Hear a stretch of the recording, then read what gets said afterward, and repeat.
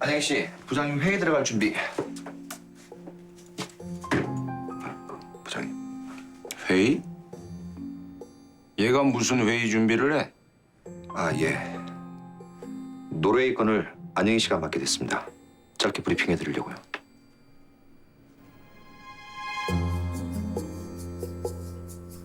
하지 말까요? 나중에 네가 따로 보고해.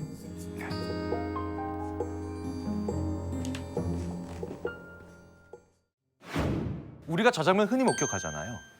근데 여기서 저 순간에 바로 이 심리학 연구 결과 오늘 날씨 좋지요. 이걸 생각했다면 했어야 되는 말이 하나 있죠. 부장님, 오늘 뭐 안 좋은 일 있으세요? 이 마 부장님은 들어오기 전에 안 좋은 일이 있는 거고 기분이 나쁜 상태에서 들어온 거지 않습니까? 근데 이때 용기를 내서 물어봐야 돼요. 부장님, 오늘 뭐 안 좋은 일 있으세요? 그러면 그 부장님은 두 가지 중에 하나를 하겠죠. 참을 얘기할 수도 있고 거짓을 얘기할 수도 있습니다. 참은 뭐예요? 나 오기 전에 전무님한테 되게 혼났잖아. 거짓은 뭡니까? 아무 일 없었어. 하지만 참을 얘기하든 거짓을 얘기하든 이 부장님은 그건 그거고 라고 하는 심리적 경계선을 만들어낼 수 있어요.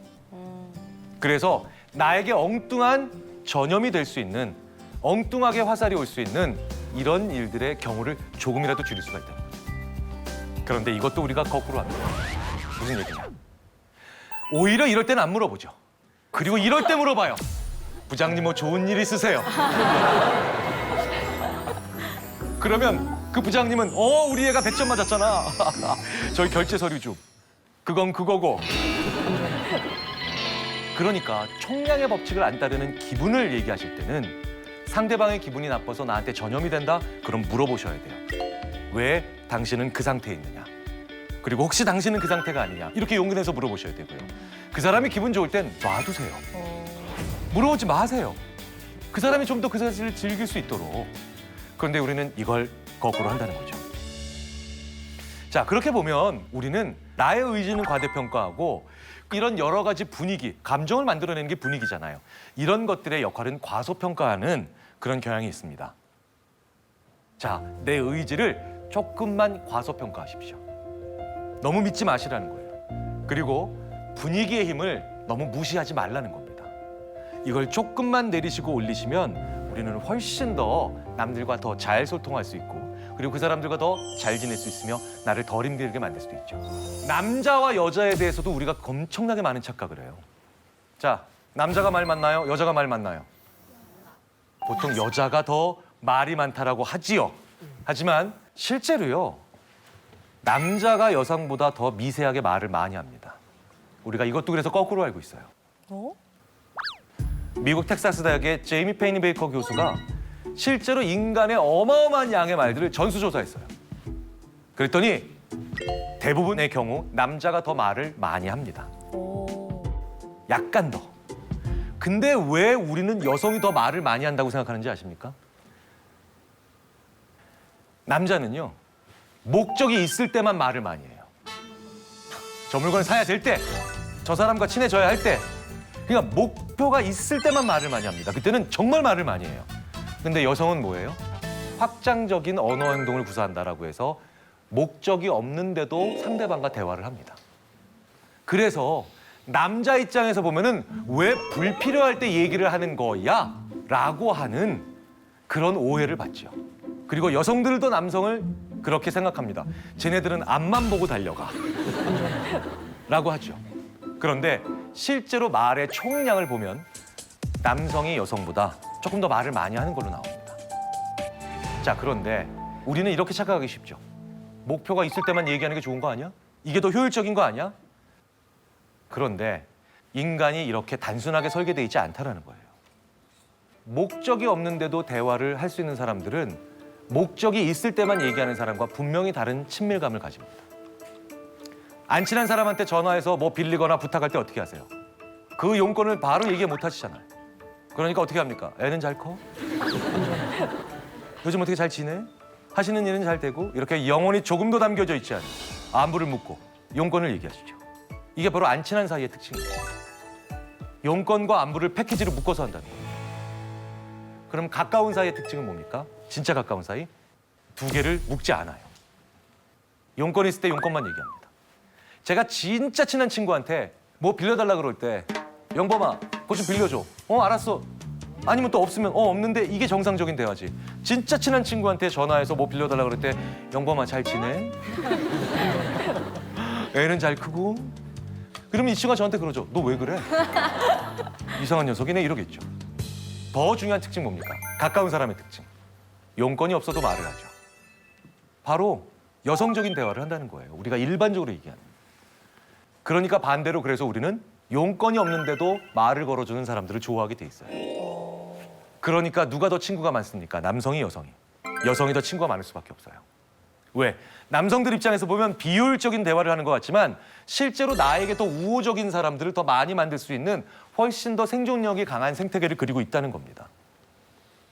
남자들도 그렇기 때문에 용건이나 용모가 없는데도 안부를 묻고 말을 걸어주는 사람들은 친구가 많고 자기를 도울 수 있는 사람이 많습니다. 저 장면을 보면 어이없는 일들과 하나 연결이 됩니다. 하얀색 버스가 하나 넘어져 있어요. 무학여고 학생들을 태우고 가던 굉장히 큰 그러니까 노선버스죠. 이때 무학여고 학생들 어린 목숨, 안타까운 목숨 많이 잃었습니다. 사람들이 많이 둘러싸고 있는 데는 어디냐? 승용차들이 뒤집어진 데예요. 이때도 많은 분들이 여기서 돌아가셨습니다. 저기 지금 파란색 작은 물체 하나 보이세요? 네. 저게 기아 자동차의 본거예요. 쟤만 안 뒤집어졌어요. 왜? 저 때 경찰의 날 상 받으러 가던 의경들이 많이 타고 있었어요. 과적이었죠. 쟤만 안 뒤집어졌어요. 이것만 안 넘어졌어요. 그래서 이때 당시에 이 친구들이 먼저 나와서 구조 활동을 합니다. 전 국민이 그 다음 해에 삼풍백화점 무너지는 또 다른 참사 보기 전에 8개월 동안 이 사진을 거의 매일 봤죠. 아마 생생하실 겁니다. 저 안 뒤집어진 봉고를. 그래서 그때 당시에 저의 기아 자동차의 영업사원이라던 제 친구 하나가 저한테 대단히 당황스러운 이야기를 얘기하더라고요. 요즘 우리 기아 자동차의 봉고가 잘 팔린대요. 내 머릿속에서 하나 생생한 것만으로도 이렇게 말도 안 되는 일이 벌어진다는 겁니다. 꽤 많이 팔렸어요, 그때. 특히 어떤 색 위주로? 파란색 위주로. 웃지 못할 일이죠. 그런데 이게 또 뭡니까? 우리 머릿속에서 생생하면 이런 일들이 벌어진다는 거예요. 저는 그래서 내가 해봐서 아는데 내 경험에 의하면 이 말을 하실 땐 늘 조심하라고 얘기를 해드립니다. 왜? 이게 굉장히 무서운 말이에요. 내 머릿속에서 생생하다는 것 뿐이거든요. 그게 다른 사람들의 머릿속, 더 나아가서 세상도 이렇게 이루어지는 거랑은 아무 상관없을 수 있습니다. 이것 말고도 우리 자신을 배신하는 상식적인 기대의 오류들은 굉장히 많습니다. 동전 던지기를 8번 합니다. 동전 던지기를 8번 하면요. 앞면, 뒷면, 앞면, 앞면, 뒷면, 앞면, 뒷면, 앞면. 뭐 이런 식으로 8번 나오면 그냥 그런 것보다 하시겠죠. 근데 8번이 연속적으로 앞면이 나와요. 그럼 뭔가 신기해. 그럼 9번째 던졌을 때 첫 번째 앞면, 뒷면, 앞면, 뒷면, 앞면, 앞면 이런 식으로 나왔을 때는 9번째 던졌을 때 뭐가 나오든 이상할 게 아닌데 8번 연속 앞면이 나왔으면 9번째 던지면 이제는 왠지 뒷면이 나와야만 왠지 세상이 공정한 것 같아요. 뭔가 이상하지 않아요. 이게 바로 뭡니까? 일명 도박사의 오류라고 하는 겁니다. 굉장히 곳곳에 많습니다. 제가 모 게임 회사에서요. 밤에 전화 상담원들한테 전화해서 이분들한테 전화해서 입에 담을 수 없는 욕을 하시는 저처럼 술 취한 중년 남자들. 게임을 하시다 뭔가 화가 나신 거예요. 근데 막 너무 폭언을 퍼부시는 거예요. 근데 이분들이 도대체 어떤 폭언을 퍼붓는지 조사를 해봤더니 뭐 로그인이 잘 안 돼요. 게임이 작동이 잘 안 돼요. 이게 아니에요. 내가 지금까지 맞고를 2,000판을 쳤는데 아직 5광이 안 나왔대요. 너희들의 음모래요. 근데 생각해 보십시오. 맞고를 2,000판을 치든 5만 판을 치든 1,000판을 치든 지금 당장 맞고에서 5광이 나올 그 작은 확률은 늘 똑같은 겁니다. 근데 우리는 언제나 이렇게 이제 나올 때가 됐다고 합니다. 야구 중계 방송을 들을 때도요. 굉장히 이런 거 많이 보십니다. 이제는 안타를 칠 때가 됐대요. 8회쯤에. 네. 근데 그 이유가 재밌어요. 앞선 세 타석에서 안타를 못 쳤기 때문입니다. 자, 이런 식으로 우리는 굉장히 많은 경우에 이젠 나올 때가 된 것들을 얘기해요. 우리나라의 로또 번호를 분석하는 사이트, 그래서 이젠 다음에 나올 번호를 얘기해주는 분석 사이트가 얼마나 많은데요. 이게 다 뭐예요? 도박사의 오류예요. 도박사의 오류는 주로 누구와 많이 저지르느냐? 관중, 관람객 혹은 제3자들, 관찰하는 사람들이 많이 저지르는데 반대로 지금까지 그랬으니까 앞으로 더 그럴 거야 라고 하는 일명 뜨거운 손 오류는요. 이걸 직접 하는 사람들이 꽤 많이 또 빠지는 함정이에요. 농구에서요. 한 선수가 어려운 슛을 성공시키면 그 다음에 그 선수한테 패스가 자꾸 몰립니다. 축구에서도 전반전에 어떤 선수가 골을 넣으면 그 선수한테 패스가 자꾸 들어가요. 왜? 그 선수가 골을 넣을 확률이 자꾸 높다고 생각하는 거예요. 그렇죠. 예. 그래서 꽤 많은 경우에 전반전에 골 넣었던 선수가 너무 자기한테 무리하게 패스가 집중되니까 후반에 체력이 떨어져서 교체되는 경우가 굉장히 많다는 연구가 있는데 사실인가요, 이천수 씨? 그것도 그렇고 네. 추가골을 넣을 수 있는 가능성도 높고 그렇죠. 많이 오니까. 네네네. 그러니까 우리가 그런 착각들을 하고 살아간다는 겁니다. 그런데 추가골을 넣으면 이렇게 뭐라고 생각해요? 거봐, 우리가 맞았잖아. 이렇게 생각하죠. 단순히 패스가 많이 가기 때문에 확률 자체가 높아지는 건데요. 이런 모든 것들이 우리 자신을 배신하는 상식적 기대인데 왜겠습니까? 우리 자신, 인간은 아주 사소한 것도 생각을 쉽게 종결해주는 두 가지 종류의 정보가 오면 우리는 거기서부터 못 벗어나요. 그 두 가지가 바로 뭐냐? 명사와 숫자예요. 자, 두 가지 표현을 들려드리겠습니다. 첫 번째 표현이고 두 번째 표현이었는데 내용적으로 완전히 똑같습니다. 자, 첫 번째 느낌은 이겁니다. 영식이가 사람을 죽였대라고 하면요, 사람들의 반응이 이래요. 그게 왜 그랬대? 무슨 일이 일어났대? 이렇게 얘기합니다. 그런데 똑같은 표현인데도 명사를 사용하면 느낌이 다릅니다. 영식이가 살인자래. 이런 느낌이 달라요. 사람들이 더 그리고 단정적으로 나옵니다. 영식이가 사람을 죽였대라고 하면 왜 그랬대라고 물어보는데 영식이가 살인자래라고 얘기하면요, 진짜 나쁜 놈이구나. 단정적으로 나오고 생각을 멈춥니다. 명사를 들으면 이런 일이 벌어지는 거예요. 이게 더 큰 게 명사보다 더 센 게 바로 뭐냐면 숫자예요. 숫자는 아예 아무 의미가 없어도 사람들이 거기서부터 못 벗어납니다. 제가 그래서 이 숫자를 사용해서 유능한 장교가 돼본 게 여러 번이에요. 제가 군대에 있을 때 정훈 장교였어요. 정훈 장교는 이제 교육과 관련된 일을 많이 하죠. 정훈 장교 이러면 제가 네, 중위 김경일. 우리 부대의 정훈 교육 현황이 어떻게 되나? 이럴 때 제가 정확한 대답을 하기 위해서 수첩을 피는 순간 저는 무능한 장교가 됩니다. 그런데 생각나는 걸 그냥 빨리 얘기하면 그럼 전 유능한 장교가 될 수 있어요. 저는 그냥 이럴 때 당 대놓고 이렇게 얘기합니다. 네, 현재 52주 중에 37주 차로 현재 교육은 78.2% 완료돼 있습니다. 알게 뭡니까? 네, 그러면 그분이 이렇게 얘기했어요. 유능한 장교야 하고 갑니다. 아니, 1년 52주잖아요. 그리고 제가 오늘 이번 주 계속 보니까 37주 차입니다. 그럼 뭐 37, 52로 나면 대충 70원절이 되겠죠. 그 누가 계산합니까? 그분도 무능한 분 아니고 유능한 지휘관이신데 바쁘잖아요. 그러니까 아무 숫자나 빨리 얘기하면 뭡니까? 얘 유능한 애야. 이러고 하는 거예요. 네. 숫자는 사람의 마음을 굉장히 강력하게 앵커, 닷을 내리게 만듦으로 해서 우리가 거기서 못 움직이게 만듭니다. 그래서 우리 인간은 말을 어떻게 하느냐, 표현을 어떻게 하느냐에 따라서 우리 말 한마디로 천냥빚도 갚는다, 아 다르고 어 다르다, 이거 정말 맞습니다. 옵션 A는 50불 잃을 확률이 100%고 옵션 B는 200불 잃을 확률이 25%고 아무것도 잃지 않을 확률이 75%입니다. 둘 중에 뭐 하시고 싶으세요? B. B 하시고 싶죠? B를 더 많이 하시고 싶으실 거예요. 확실하게 50불 잃는 것보다 야, 아무것도 안 잃을 확률이 75%잖아. 자, 그런데 우리 인간이 언제나 이렇게 생각하면 절대로 존재하지 않는 상품이 하나 있어요. 그게 바로 보험이에요. 보험은 뭐예요? 확실하게 50불을 내는 거죠. 자, 그러면 보험이 팔리게 하려면 어떻게 되느냐? 이렇게 얘기하면 됩니다. 사람들한테 저 두 개를 시간을 벌려요. 첫 번째 B를 얘기해 줍니다. 너 앞으로 200불 잃을 확률 4분의 1과 아무것도 잃지 않을 확률 75%, 4분의 3의 확률이 네 앞에 기다리고 있어. 그냥 얘기해 줘요. 그리고 어느 정도 시간이 지나고 난 다음에 야, 그런데 너 50불 내면 그 상황을 안 봐도 돼. 이렇게 얘기해 주면 그제서야 사람들은 A를 선택합니다. 어떤 사람에게 양자택일로 무언가를 선택하라고 하면 사람들은 힘들어해요. 그때는 어쨌든 손실이 없거나 확실하게 무엇을 내놓는 걸 싫어합니다. 가끔 어떤 사람들한테 확실하게 작은 무언가를 희생하게 만들거나 요구하셔야 되거나 아니면 부탁하실 때 있죠. 이때는 양자택일의 구도로 가지 마십시오. 이렇게. 양자택일이 아니라 그것으로 인해서 벌어지는 최고로 나쁜 상황과 안 좋은 상황, 어떤 나쁜 상황들을 얘기해 주시고 난 다음에 그냥 기다리시는 미덕을 발휘하세요. 그렇게 기다리시고 난 다음에 이런 작은 확실한 혹은 작지만 분명히 해야 되는 희생으로 그걸 없앨 수 있다라고 나중에 물어봐 주시면 그분들이 받아들여 주실 수 있습니다. 자기 말만 맞다고 우기는 그 사람, 대체 왜 그런 걸까요? 아는 게 없는 사람일수록 자기 말을 더 우긴다는 것으로 대부분 연구 결과를 통해 나옵니다. 심리학 용어 중에 너닝크루거 효과라는 것이 있어요. 지식 수준이 부족할수록 자신의 지식 수준을 과대평가하는 현상을 말하는 거죠. 책을 아예 안 읽은 사람보다 책 한 권 읽고 아는 척하는 사람이 제일 무섭다는 거 잘 아실 거예요. 그것만 믿기 때문입니다. 우리 주변에 사람들이 우기는 이유는 그 사람이 아는 게 많지 않고 그리고 편협하기 때문입니다. 둘째, 자기 자신과 비슷한 성향의 사람들만 만나는 사람들이 일반적으로 과도하게 우기는 경우가 많습니다. 스페인의 파블로 브리뉴얼 교수가 실제로 했던 연구인데요. 이 연구에서는 두 가지 종류의 집단 중 하나를 설득하게 합니다. 첫 번째 집단은요, 어떤 주장에 대해서 나와 원래부터 같은 입장을 가진 사람들이죠. 이 집단을 동일주장 집단이라고 합니다. 그리고 두 번째 집단은 나의 주장과는 무관한 전혀 다른 측면 등에서 비슷한 성향의 사람들이죠. 이 집단을 유사성향 집단이라고 하죠.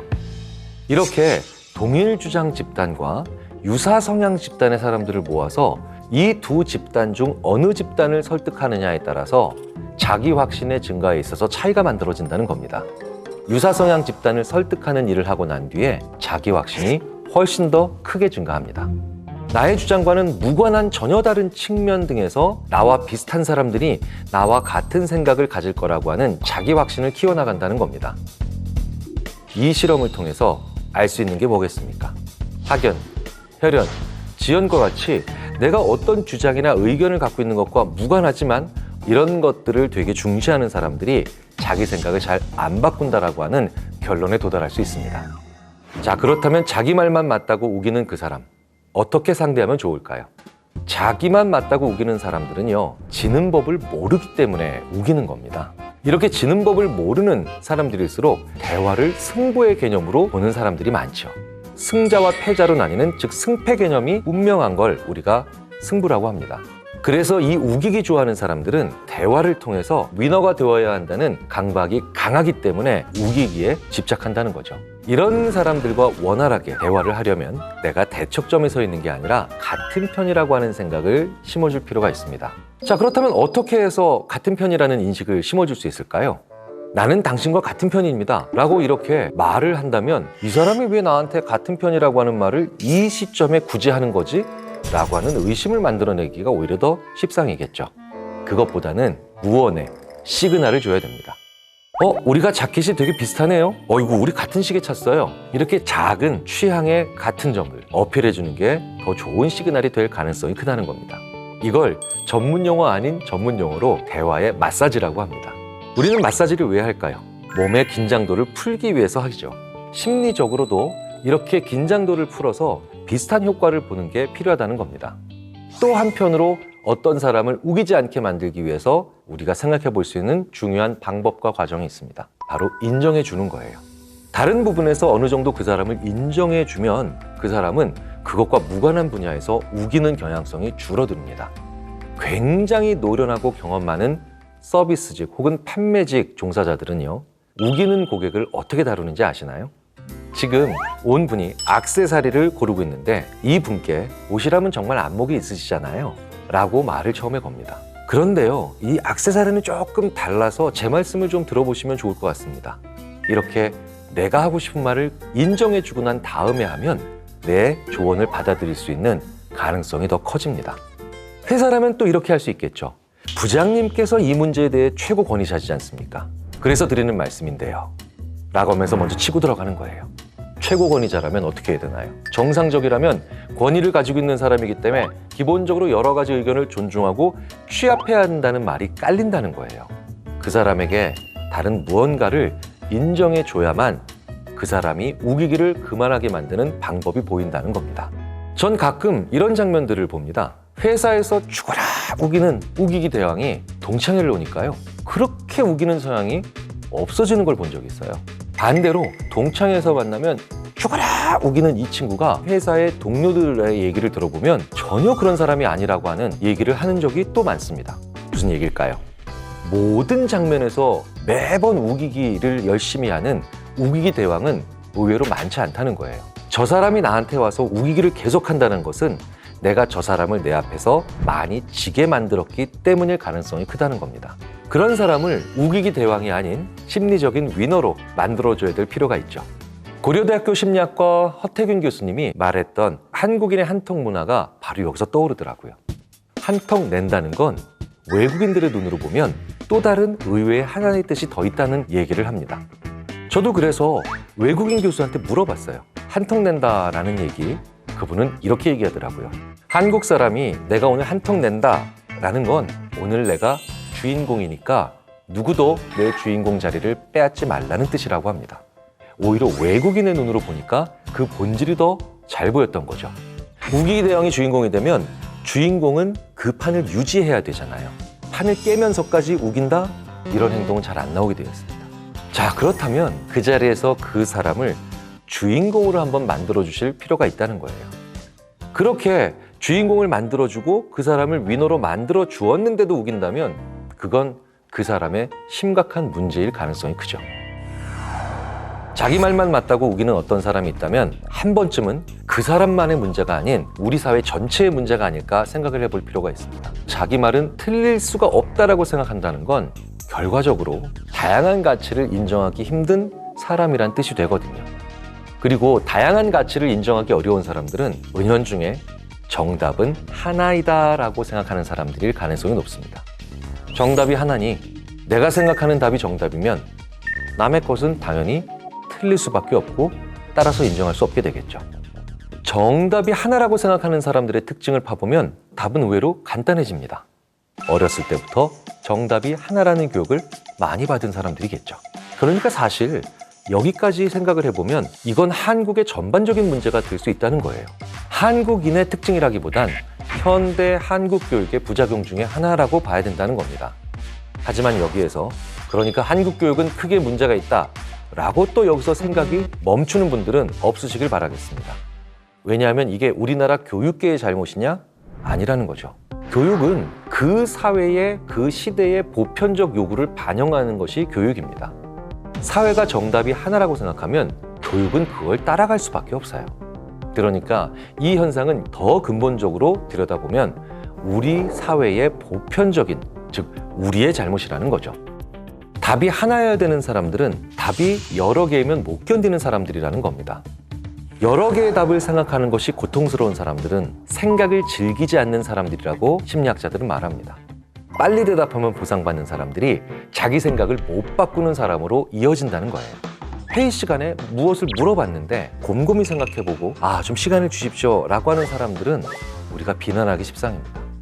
그러면 우리도 우기는 사람들 만드는 거고 정답이 하나이고 빨리 하는 게 정답이다라는 생각을 자꾸 심어주는 거죠.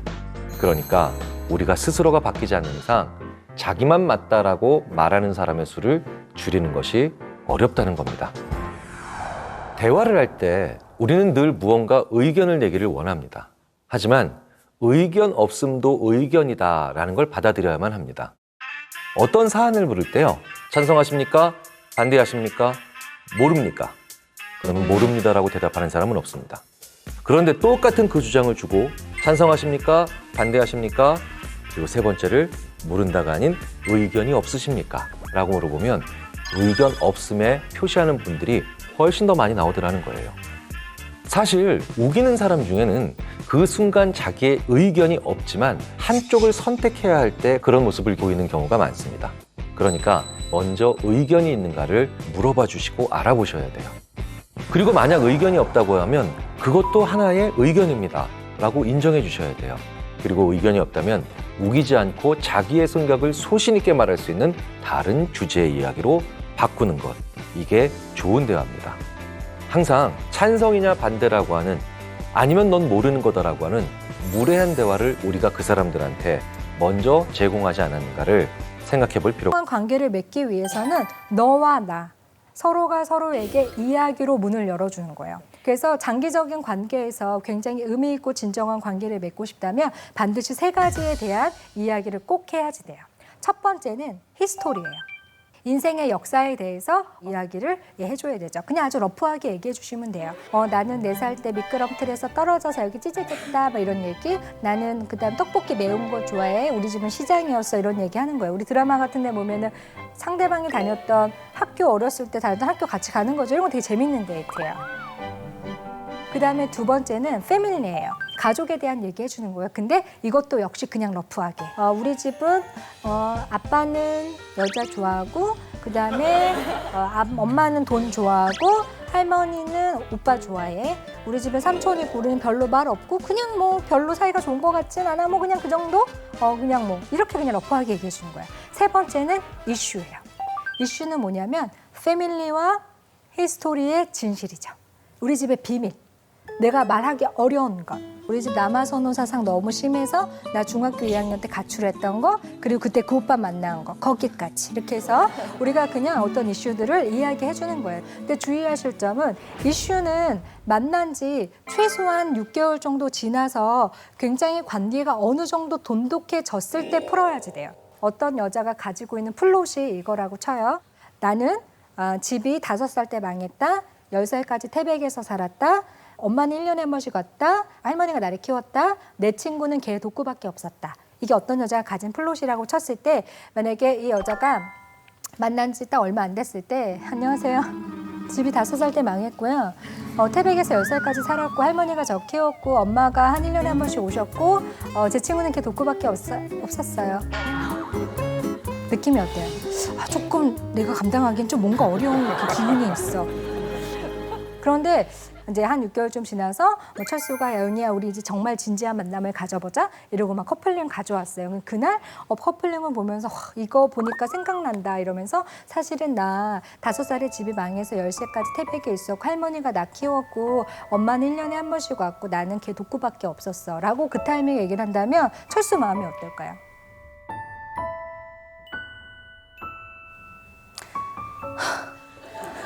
지금 독구는 어디 있니? 독구 어디 있어? 데리고 오자. 독구까지 애정을 이제 가지게 되죠. 그래서 관계에서 우리가 이런 이야기들을 풀어가는 거 되게 중요한데요. 혹시 자기가 지금 맺고 있는 오랜 연인이나 부부끼리도 서로에게 마음으로 들어가는 정확한 지도를 가지고 있지 않다면 서로에게 지도를 잘 그려서 설명을 해줘야 돼요. 연락 두절, 잠수 타는 그 사람의 심리는 대체 뭘까요? 우리가 잠수 탄다라고 얘기하는 사람들을 생각할 때 먼저 고려해야 될 점들이 있습니다. 연락이 정말 안 되더라도 이해할 수 있는 경우가 있죠. 바로 너무 바쁜 사람, 상황이 너무 힘든 사람. 그런 상황을 안다면 우리는 그 사람이 연락이 잘 안 되더라도 잠수 탄다고 답답해하거나 화를 내는 경우는 거의 없습니다. 우리를 답답하고 때론 화까지 나게 하는 사람들은 그런 일이 전혀 없는데도 연락이 안 되는 사람들이죠. SNS는 하루에 몇 개씩 올라와요. 그런데 연락이 안 되는 겁니다. 사람들의 연락만 안 받는 사람, 이른바 프로 잠수러. 이 사람들의 심리는 대체 뭘까요?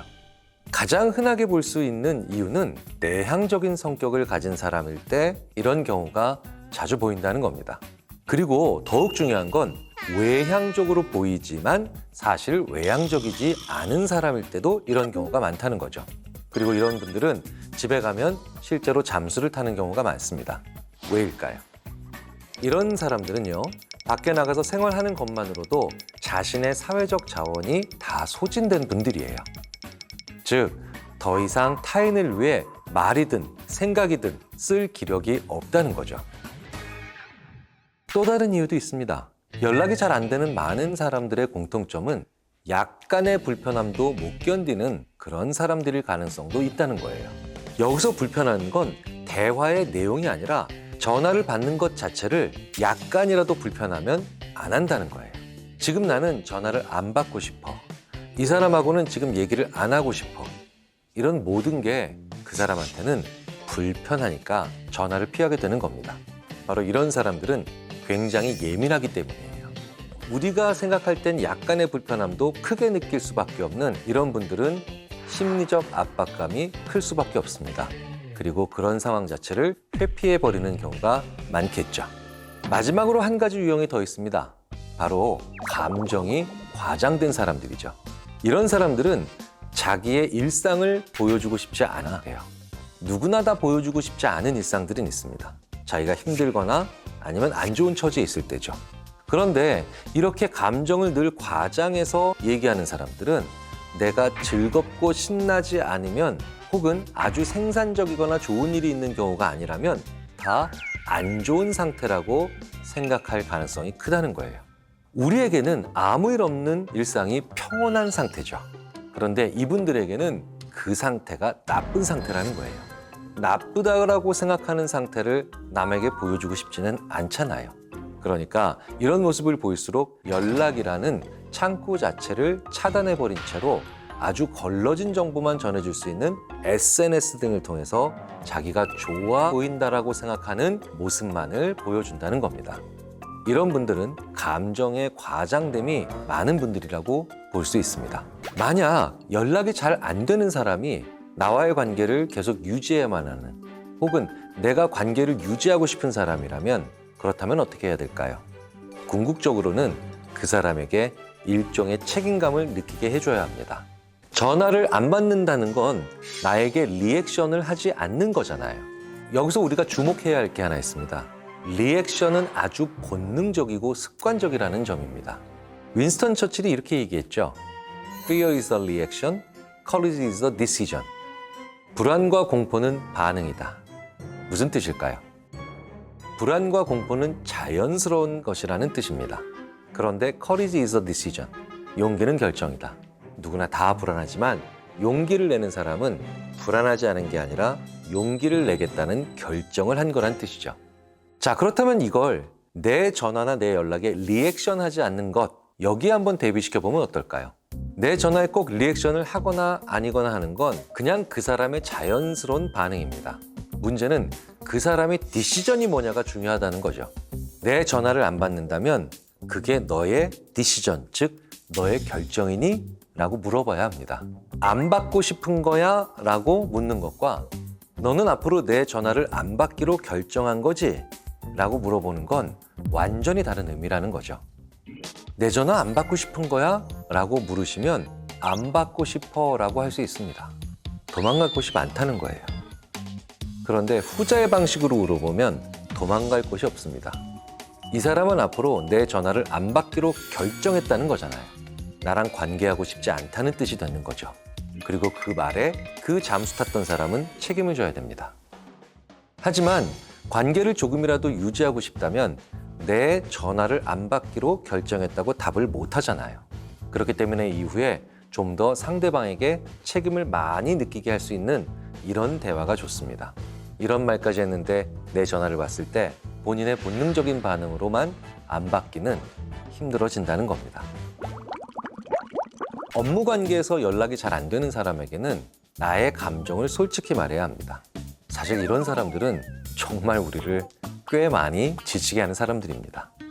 업무 관계에서 이렇게 잠수를 타는 사람들은 귀찮게 했지만 먼저 연락을 한 구체적인 이유를 많이 얘기해 줘야 됩니다.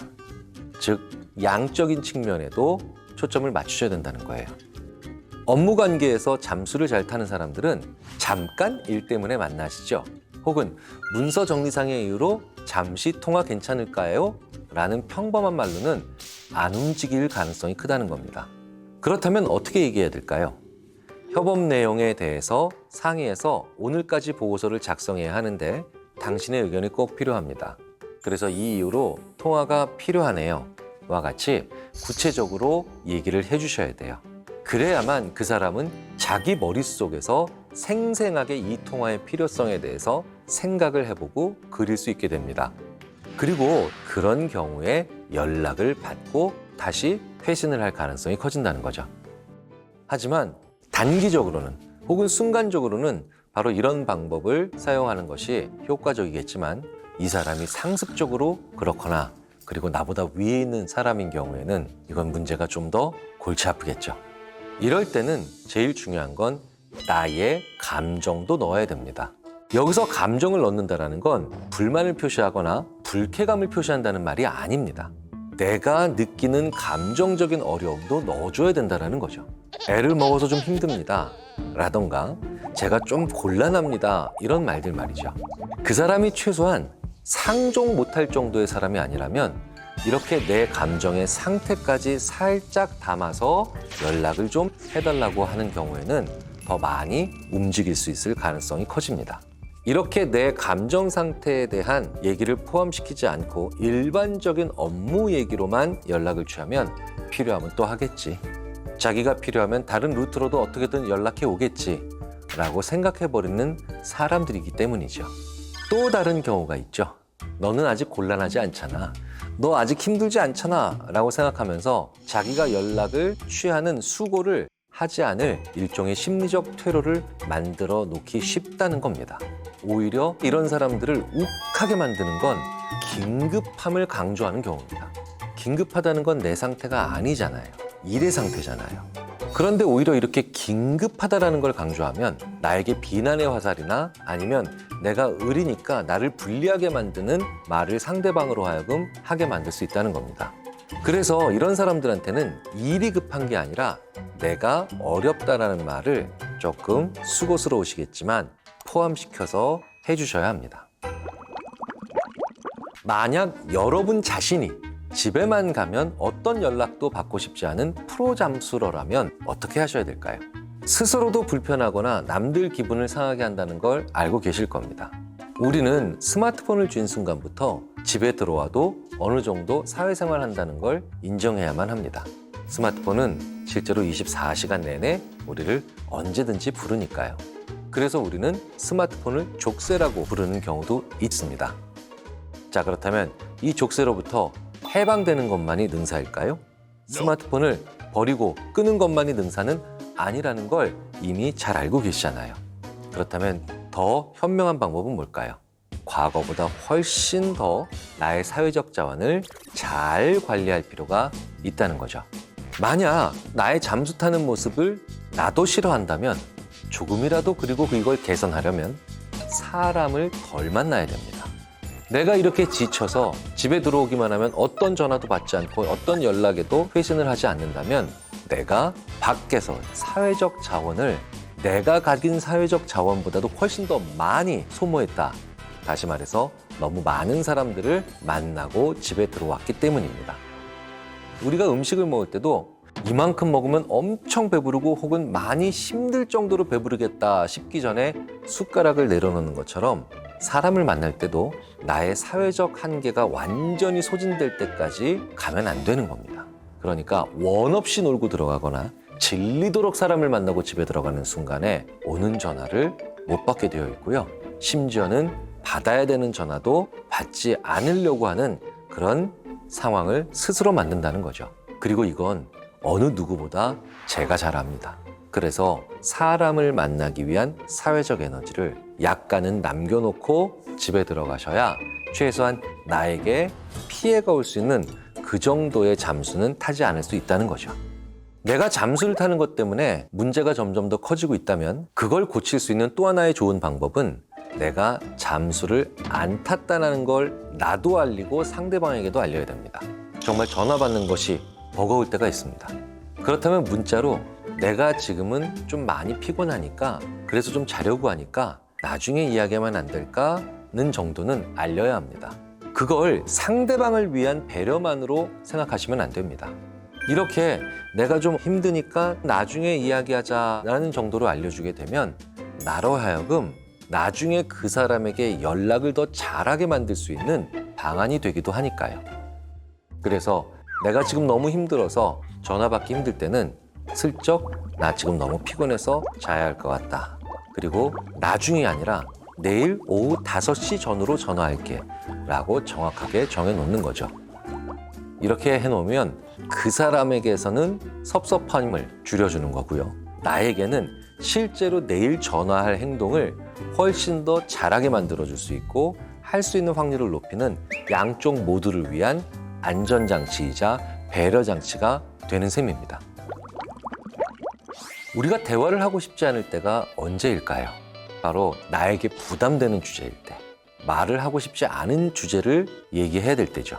사실 나에게는 부담이 없는 주제라고 생각하지만 상대방에게는 굉장히 큰 부담이 될 수도 있습니다. 그렇다면 이렇게 프로 잠수러 혹은 연락이 잘 안 되는 사람 이러고 우리가 낙인 찍거나 섭섭해하거나 아니면 화를 내기 전에 한 번쯤 우리 스스로도 우리 자신에게 내가 그 사람에게 내 생각엔 아니지만 그 사람에게는 꽤 불편한 대화를 혹은 그런 주제를 일상적으로 꺼내고 있지 않은가를 한 번쯤은 되돌아보는 것도 중요하지 않을까 생각합니다.